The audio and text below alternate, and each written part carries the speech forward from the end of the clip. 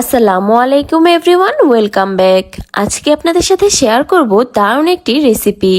সন্ধ্যা নাস্তা হিসেবে আপনারা চাইলেই এটি বানাতে পারেন।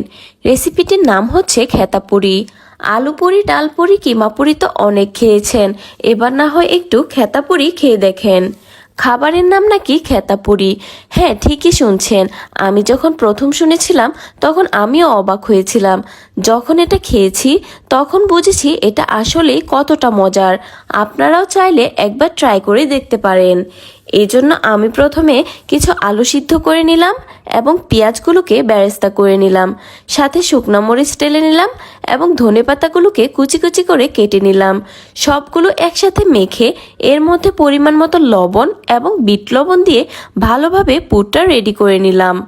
আর খেতাপুরি বানানোর জন্য ডোটা আমি আগে থেকেই রেডি করে রেখেছিলাম। এবার আমি খেতাপুরি বানানো শুরু করছি।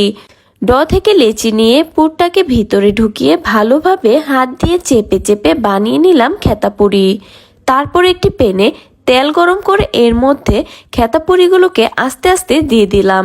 কিছুক্ষণ পর এগুলোকে উল্টে পাল্টে দিলাম। তো হয়ে গেল খেতাপুরি রেসিপি।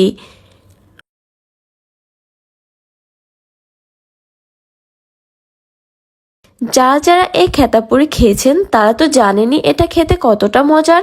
আর যারা খাননি তারা অবশ্যই এটি ট্রাই করে দেখতে পারেন।